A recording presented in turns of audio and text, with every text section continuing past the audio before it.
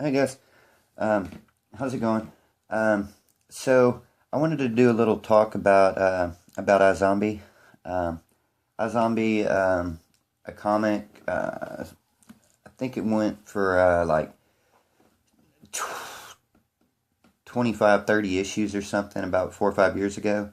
Um, I really enjoyed the comic. Main reason that I enjoyed the comic was the art and the coloring. Mike Aldred's art and his wife's coloring on that were amazing. The way that the colors on that book popped was one of the things that I really enjoyed about that book. For the most part, there were certain times that I didn't really care for the art in the book, but for the most part, that was the thing that sold me on that book was just how freaking awesome and gorgeous it was. Uh, Chris Robinson wrote it. I believe that he's doing The Empty now, um, which I didn't particularly care for. But um, anyway, the basic premise of iZombie is that you've got this gravedigger named Gwen, who, along with her um, ghost friend Ellie and her um, were terrier friend Scott, go out and kind of like Scooby Doo crimes. And whenever Gwen eats brains, um, she gets these visions, and she goes out and tries to either solve a crime or right a wrong, kind of like in Ghost Whisperer, uh, you know, and by eating the brains, she gets the oversoul and the undersoul, which the oversoul is basically, the personalities and memories of the person, whereas the undersoul is more like emotions and things like that. More, I don't know, more touchy feely, like senses type things that she gets.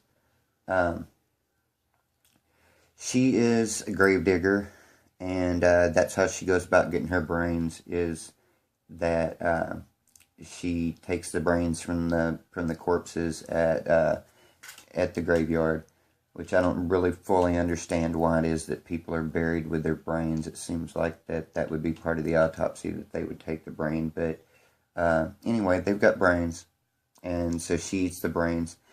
So she's mainly a gravedigger because of the fact that she wants to distance herself from her past, because she doesn't want the people in her past to see what she's become, and to kind of keep them safe, because there are people out there that will do really, really bad things to her, because I can't remember what their names are. I want to call them the Brotherhood, but that's not what their names are, of which are these people that are kind of hunting down zombies and other supernaturally type things. Um, so anyway, when she eats the brains, she gets their memories, but she loses memories of her own. And the longer that she's a zombie, the less of herself that she actually is, the less of herself that she actually remembers, um, which was kind of interesting, because she really wants to stay connected with who she was, and kind of stalks her past, but she doesn't fully remember the things from her past. Like she says, like, it's kind of like remember seeing a snapshot and like remembering images of that snapshot, but not really remembering the context of anything that went on in that time. Um, so that was pretty cool, because it was kind of it kind of pulled at you, which was really sweet, and like I said, the art on it was freaking awesome. So all right. That being said, um, I don't really understand why it is that in this show that they had to change her name from Gwen to Liv, other than the irony of a zombie named Liv. which to me seems a little bit corny, but you know, it's TV, and so you know, there's that. Um, I don't really understand why it is that she wanted to distance herself in the comic from her family and everything, but in this, like, her family is an integral part of everything that's going on. And although she's keeping it from them that she's a zombie in the same way, um, it just, it seems to me that it's going to be awful hard to distance yourself from the people that you love if you're living with them and, you know, talking to them every day and going to haunted houses and trying to live a normal life and all. Um, I think the way that she goes, well, she eats way too many brains to me in this, that if she were to eat these brains, she would absolutely go crazy. Um, that Gwen would absolutely go crazy. And that was a little odd to me. Things that I did like, I thought that the whole oversoul and undersoul thing were portrayed pretty cool. The way that she was being a klepto and all of that type of stuff, the way that she felt, the like fear and anxiety whenever she was attacked, whenever she had the vision of being attacked, the way that that affected her. I thought those were really good representations of the over and under.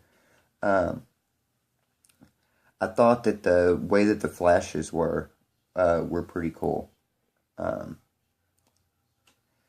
I don't understand why it is that you had to eliminate Ellie and Scott though, because Ellie and Scott were such big parts of the comic, and you replaced them with this mortician guy that I like him as a character. This show reminded me though, if anybody's ever seen True Calling, it kind of reminded me of the relationship between Elijah Dushku's character and Zach Galifianakis' character in that show, which you know, was kind of odd.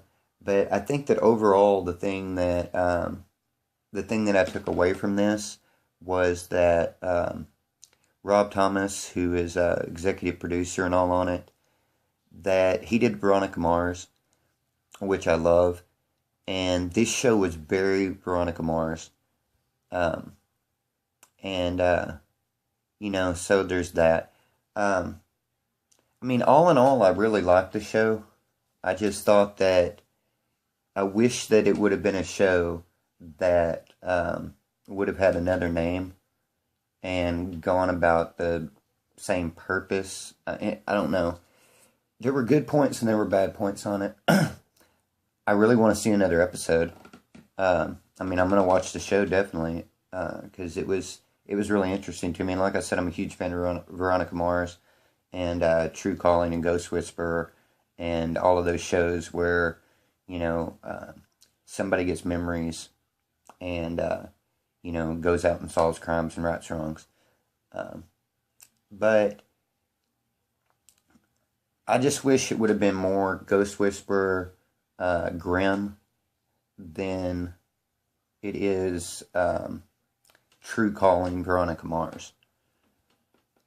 And, you know, I don't really have a lot more to say on it. I think that, you know, time will tell on it, I guess. Like I say, there were good points and bad points.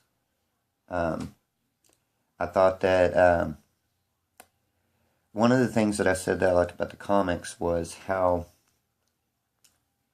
awesome the colors were. How awesome that, like, how just splashy that the world was. And this had, to me, a little bit darker tone than that. But, you know, it's TV. You can't just have everybody dressing in, you know, Miami Vice, you know, Technicolor, you know, suits and stuff. So, you know, I mean, I get that. But, I mean, all in all, it was enjoyable. And, like I say, I'll continue to watch it. But, Anyway, I'm going to get off here and try to run and grab my comics, and I'll talk to y'all later.